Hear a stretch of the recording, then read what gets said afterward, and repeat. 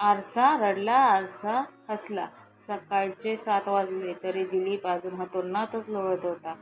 आई सारखी हाक मारत होते, दिलीप उठ बाळा, शाळेत नाही का जायचं? पण हो की चू न करता दिलीप झोपूनच राहिला. शेवटी आईने येऊन त्याच्या पांघरून ओढले. बळे बळे दिलीप उठला आणि दिलीप कुरकुरत उठला. कसे बसे तोंड धुतले त्याने, कपडे केले, तो शाळेत जायला निघाला. जाता जाता सहज त्या म्हणून जिन्याच्या जवळच्या आरशात डोकावले. तो काय चमत्कार! आरसा चक्क रडायला लागला.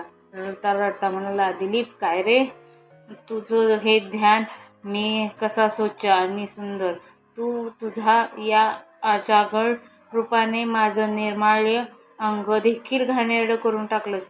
बघ तरी आपलं एकदा रूप. दिलीप आपले रूप आरशात पाहून लागला. डोळ्यातील घाण तशीच होती, नाकातील काळे लागलेले होते, डोक्याचे केस विस्कटलेले होते, दोन्ही हाताला शाई बरबटलेली होती, सदरात चड्डी मळलेली होती, गुंड्या तुटलेल्या होत्या, वहाने अंगठा लोंबत होता. आरसा रडत रडत म्हणाला, पाहिलंस तुझं रूप? स्वतः आळशी, घाणेरडा, अजागळ मुलगा आहेस तो आहेस, पण वर आणखी मलाही मळवून टाकलंस. आरशाचे बोलणे ऐकून दिलीप ओशाळला.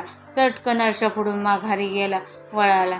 त्याने पटकन आंघोळ केली, कपडे बदलले, केस विंचरले केले, पाहायचा अंगठा व्यवस्थित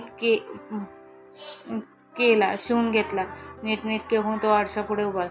त्याला पाहताच आरसा हसला व म्हणाला, दिलीप, अशा निर्मळ रूपाचं प्रतिबिंब दाखवायला मला किती आनंद होतो म्हणून सांगू. अरे असाच नीटनेटका निर्मळ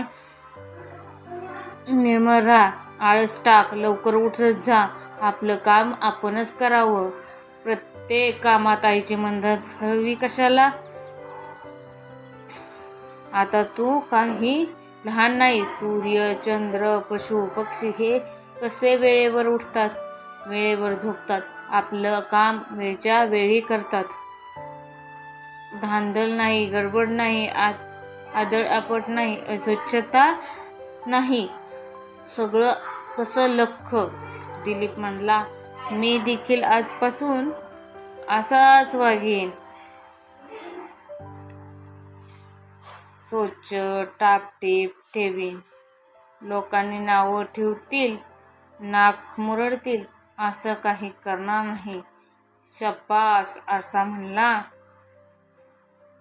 आणि कौतुकाने हसू लागला. त्यावेळचे प्रश्न, दिलीप आपले रूप, कोणते रूप आरशाला दिसले? दोन्ही वेळेला आरसा त्याला काय म्हणाला? दिलीपने कोणता निश्चय केला? पुढील शब्दाच्या उलट्या अर्थाचे शब्द द्या. आळशी, घाणेरडा, अव्यवस्थित, रडका असे प्रश्न आहेत स्वाध्यायामध्ये. तुम्हाला व्हिडिओ आवडला असेल तर लाईक, सबस्क्राईब करा आणि कमेंट देखील करा. धन्यवाद.